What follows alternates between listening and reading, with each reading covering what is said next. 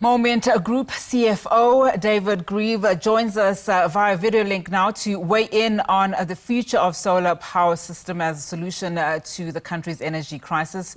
Thank you so much for your time. Just talk to us about, to what extent does this particular, development in the Northern Cape help alleviate or provides even a solution to our energy crisis? We do understand, of course, that this is an investment to the tune of 19 billion rand. Yes, that is correct, and thanks for having me. Yeah, I think the project represents a great adoption of renewable energy that goes a long way to achieving our country's goal of installing more than 8 gigawatts of solar by 2030, and overall our goal of going net zero.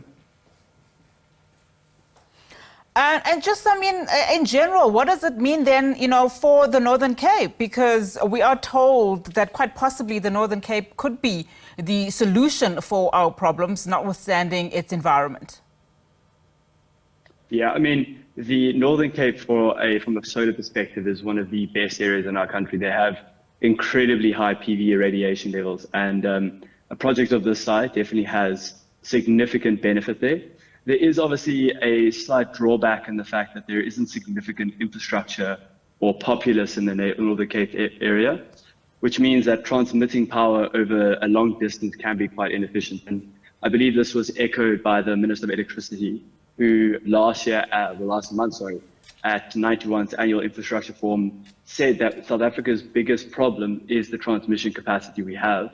And there is a significant need to expand this to ensure that the grid can effectively use projects like these. In order to effectively use projects like these, we do have to make sure that the underlying infrastructure and the substations are performing at the best. And this is a problem that government will have to solve in order to effectively use plants like these. We also heard, during the announcement of this project that as it stands, South Africa needs at least 3,000 of grid network in the country. So when we talk about the future of solar power systems in the country, where does this all fit in? And perhaps maybe just unpack what are other initiatives that are needed? Happily. So I think, as the previous interviewer said, is that we're going to need every bit to get to net zero.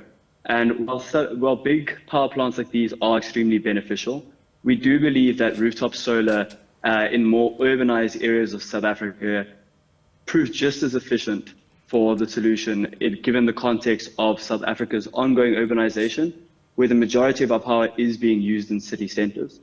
The use of private energy helps decrease the demand of the grid, whilst also taking off periods of peak periods. So this benefits both the owner as well as the grid as the whole and South Africa.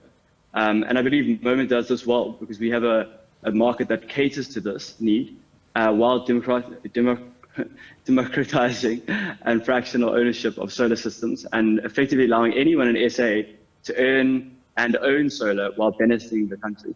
And David, perhaps can you help us understand what the 540 megawatts attributed to these three plants in Kenhardt, because we are being told that the solar plants has three power plants right next to each other in close proximity, collectively generating 540 megawatts.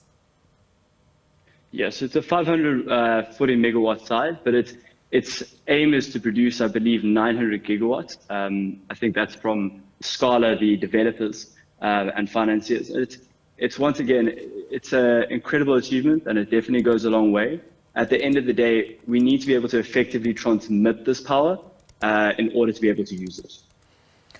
And, you mentioned a little bit earlier on about South Africa's journey to then achieving that net zero base, for the country. What would it take, or what are some of the challenges that are really not making us get to it on time? Because, those projections and those numbers in terms of the deadlines for not only South Africa, but, globally, may be too ambitious at this point.